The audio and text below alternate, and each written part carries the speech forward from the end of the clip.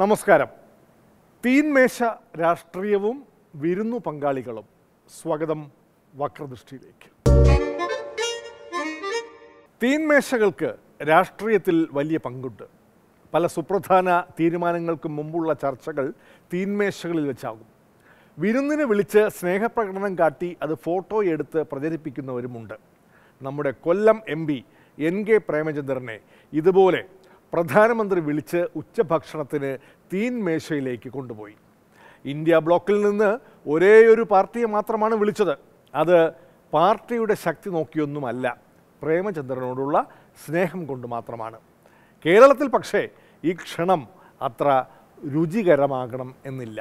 പാർലമെൻറ്റിൽ സംഭവിച്ചത്, പാർലമെൻറ്റ് മന്ദിരത്തിൽ പാർലമെൻറ്റ് സമ്മേളനം അവസാനിക്കുന്ന ദിവസം പ്രധാനമന്ത്രിയുടെ ഓഫീസിലേക്ക് അദ്ദേഹം കാണാൻ ആഗ്രഹിക്കുന്നു, ചെല്ലാൻ ആവശ്യപ്പെടുന്നു. അളിയെ പോരുന്നോ? ഒന്ന് കൂടിയേച്ചേടാ. ഇല്ല, വരുന്നില്ല. ഇല്ല, വരുന്നില്ല. പെങ്ങള് പേടിക്കണ്ട, പടച്ചോടാണ് ഇഷ്ടം കൊണ്ട് വിളിക്കാണ്. നമ്മളൊക്കെ ഒന്നല്ലേ. ഞാൻ അവിടെ ചെല്ലുന്നു. അവിടെ ചെല്ലുമ്പോൾ മറ്റ് പാർലമെൻറ്റ് അംഗങ്ങൾ അവിടെ ഉണ്ട്. അദ്ദേഹത്തിൻ്റെ ഓഫീസിലേക്ക് ചെല്ലുമ്പോൾ അദ്ദേഹം തന്നെ വന്ന് ഞങ്ങളെയും കൂട്ടി ലിഫ്റ്റിൽ കയറ്റി ക്യാൻറ്റീനിൽ പോകുന്നു. പാർലമെൻറ്റിൻ്റെ 1ാം നിലയിലുള്ള ക്യാൻറ്റീനിൽ പോകുന്നു. അളിയോ വരുന്നോ? സ്നേഹത്തോടെ വിളിക്കുമ്പം എങ്ങനെയാ വരില്ല എന്ന് പറയാ. ഞാൻ പാർലമെൻറ്റ് ക്യാൻറ്റീനിൽ ആദ്യമായിട്ടാണ് വരുന്നത്. ഇന്ന് ഉച്ചഭക്ഷണം ഇവിടെ നിന്നാകാമെന്ന് കരുതി, നിങ്ങളെയും കൂട്ടാമെന്ന് കരുതി അങ്ങനെയാണ് വന്നത്. മറ്റൊരു കാര്യവുമില്ല എന്ന് പറയുമ്പോഴാണ് ഈ കാര്യം അറിയുന്നത്.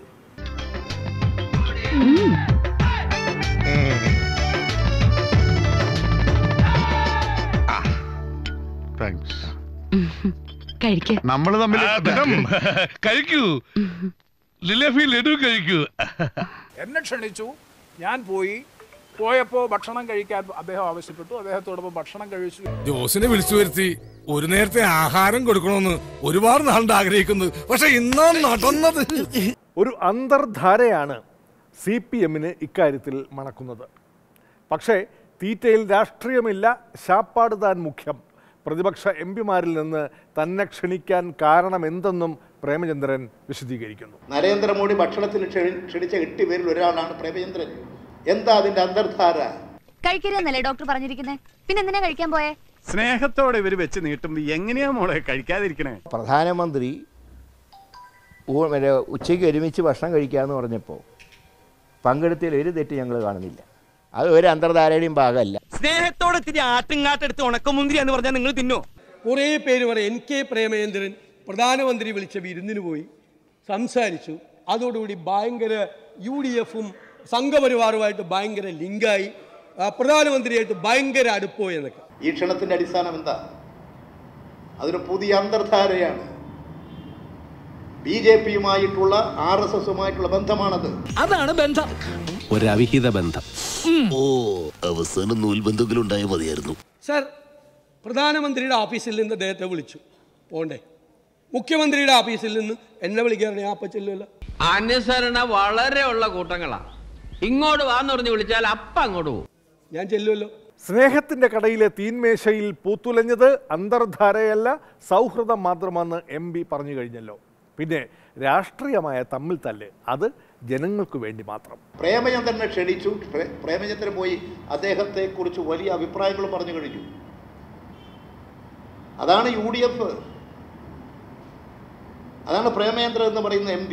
വെറുപ്പിൻ്റെ കമ്പോളത്തിൽ, വിദ്വേഷത്തിൻ്റെ കമ്പോളത്തിൽ സ്നേഹത്തിൻ്റെ കട തുറക്കുക എന്നുള്ളതാണ് ഞങ്ങളെല്ലാം മുന്നോട്ട് വെക്കുന്ന രാഷ്ട്രീയം. രാഹുൽ ഗാന്ധി മുന്നോട്ട് വെക്കുന്ന രാഷ്ട്രീയവും അതാണ്. സൂര്യനോട് ചോദിച്ചിട്ടല്ല താമര വിടരുന്നത്. ഏകലവ്യൻ ദ്രോണാചാര്യർക്ക് ഗുരുസ്ഥാനം കൽപ്പിച്ചത് അങ്ങേരോട് ചോദിച്ചിട്ടല്ല. വെറുപ്പാണ് അധമമായ വികാരം, ഇത് സ്നേഹമാണ്. ഒരാൾക്കൊരാളെ സ്നേഹിക്കാൻ ഈ ലോകത്ത് ആരുടെയും സമ്മതം ആവശ്യമില്ല.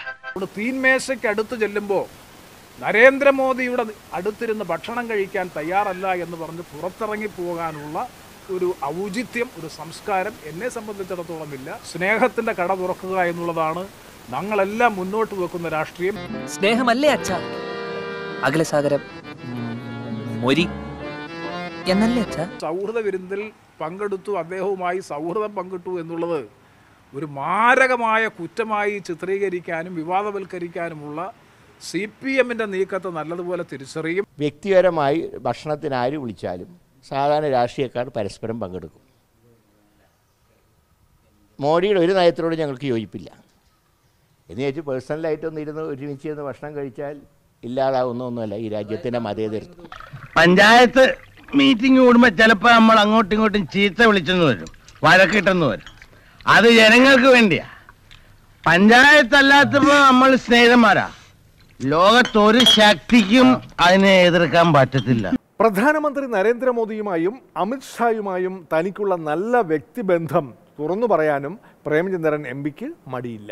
രണ്ടുപേരുമായിട്ടും നല്ല സൗഹൃദ ബന്ധമാണ് എനിക്കുള്ളത്, പ്രത്യേകിച്ചും പ്രധാനമന്ത്രിയുമായി. കാരണം പാർലമെൻ്ററി രംഗത്തെ പെർഫോമൻസിൻ്റെ അടിസ്ഥാനത്തിൽ അദ്ദേഹം തന്നെ BJPയുടെ പാർലമെൻ്ററി പാർട്ടി യോഗത്തിലും BJPയുടെ ഒരു കോർ പാർലമെൻ്ററി ഗ്രൂപ്പുണ്ട്, ക്യാബിനറ്റ് മിനിസ്റ്റേഴ്സ് മാത്രമടങ്ങുന്ന 7 പേരടങ്ങുന്ന കോർ ഗ്രൂപ്പിലുമൊക്കെ അദ്ദേഹം എൻ്റെ പേര് റെഫർ ചെയ്തിട്ടുണ്ടെന്ന് മാത്രമല്ല ഒരു സിംഗിൾ മാൻ മെമ്പർ പാർട്ടിയാണ് പാർലമെൻറ്റിൽ.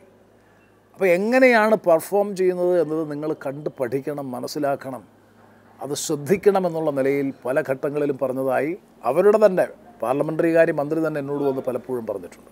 പാർലമെന്റിൽ നന്നായി സംസാരിക്കുന്നതാണ് മാനദണ്ഡമെങ്കിൽ ശശി തരൂരിനെ ക്ഷണിക്കാത്തത് എന്ത് എന്നാണ് CPMകാരുടെ ചോദ്യം. തരൂരിനെ കുറെ സ്നേഹിച്ചതാണ്, കാര്യമില്ലെന്ന് മനസ്സിലായപ്പോൾ വിട്ടു. ഇപ്പോൾ പ്രേമചന്ദ്രനോടാണ് പ്രേമം. അദ്ദേഹം എന്ത് മാനദണ്ഡത്തിൻ്റെ അടിസ്ഥാനത്തിലാണ് അവരെ ക്ഷണിച്ചതെന്നതിനെ സംബന്ധിച്ച് എനിക്കറിയില്ല. അവിടെ വന്നതിൽ മിക്കവാറും പാർലമെൻറ്റിൽ നന്നായി പെർഫോം ചെയ്യുന്നവരാണ്. പാർലമെൻ്ററി പ്രവർത്തന രംഗത്ത് അവാർഡുകൾ ലഭിച്ചിട്ടുള്ള പേരാണ് മിക്കവാറും അതിൽ പങ്കെടുത്തിട്ടുള്ള ആൾക്കാരല്ല. ശശി തരൂരിനെ ക്ഷണിച്ചിട്ടില്ലല്ലോ. അവിടെ ലോകസഭയിലെ പ്രാഭിമുഖ്യമാണ് വലുതെങ്കിൽ ആദ്യം ക്ഷണിക്കേണ്ടത് കേരളത്തിൽ നിന്ന് UDFന്റെ ആളാണെങ്കിൽ ശശി തരൂരിനല്ലേ? വിളിച്ചില്ല, വിളിക്കാതെ ചെന്ന തല്ലെന്നും പറഞ്ഞു. അയ്യോ, എന്നാ ഞാൻ പോയി സദ്യ കഴിച്ചിട്ട്. അദ്ദേഹം എന്തിന്റെ അടിസ്ഥാനത്തിൽ വിളിച്ചു എന്നുള്ളത് പ്രധാനമന്ത്രിക്ക് മാത്രമേ അറിയാവൂ. അത് പ്രധാനമന്ത്രിയുടെ ഓഫീസാണ് വിശദീകരിക്കേണ്ടത്. പല സംസ്ഥാനങ്ങളിലും പാർട്ടികളെയും പാർട്ടി നേതാക്കളെയും രാത്രിക്ക് രാത്രി വിരുന്നു പങ്കാളികളാക്കി മാറ്റുന്നതിൽ BJPയുടെ മിടുക്ക് എടുത്തു പറയേണ്ടതാണ്. അത് ഓർക്കുമ്പോഴാണ് പ്രേമചന്ദ്രന്റെ പഴയ സഖാക്കളായ CPMകാർക്ക് ഒരു ആധി.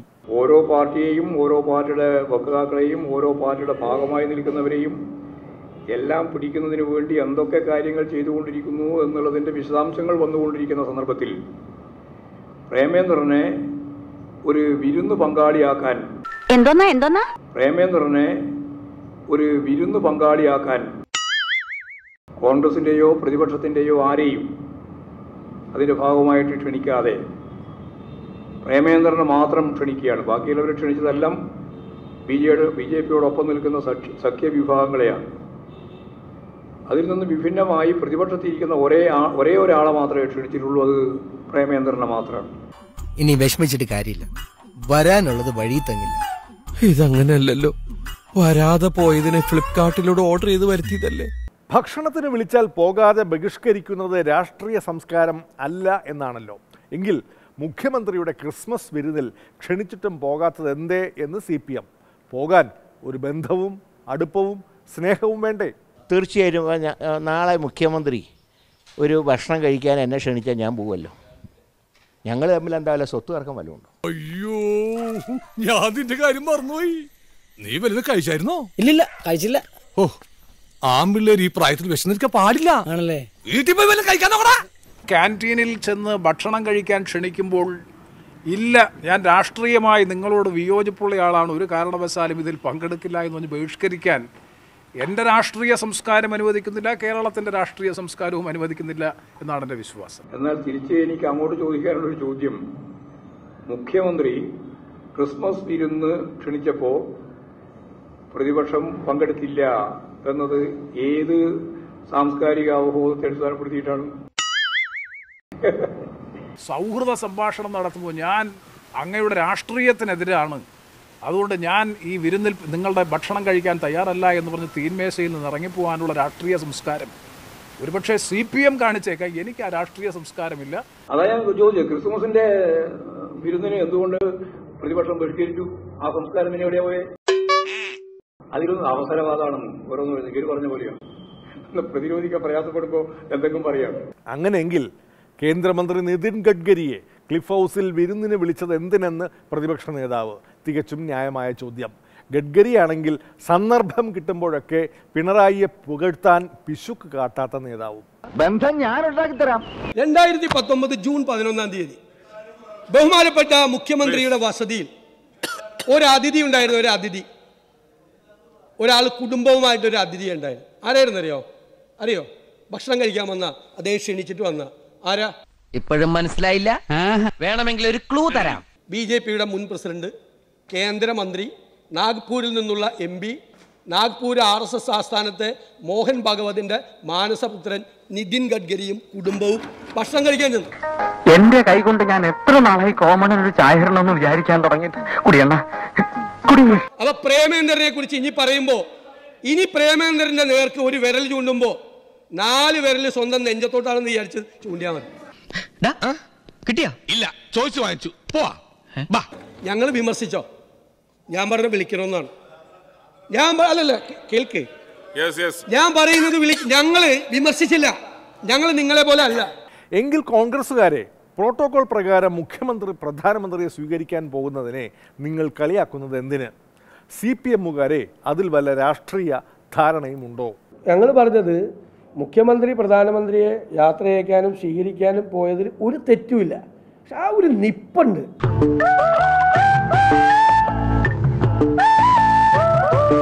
അത് നമുക്ക് സാധാരണ കാണുന്ന ഒരു പിണറായി വിജയനല്ല. പിണറായി വിജയൻ്റെ ഒരു ചിത്രവും നിങ്ങൾക്ക് ആർക്കും കാണിച്ചു തരാൻ പറ്റില്ല. അതുപോലെ ആരുടെയെങ്കിലും മുമ്പിൽ അതുപോലെ അദ്ദേഹം നിൽക്കുന്ന ഒരു ചിത്രം നിങ്ങൾക്ക് കാണിച്ചു തരാൻ പറ്റുമോ? ഞങ്ങൾ ആ നിപ്പൊന്ന് ഞങ്ങളൊന്ന് പറഞ്ഞൊന്നും അല്ലാതെ പോയാലും ഞങ്ങൾക്ക് യാതൊരു പരാതിയില്ല.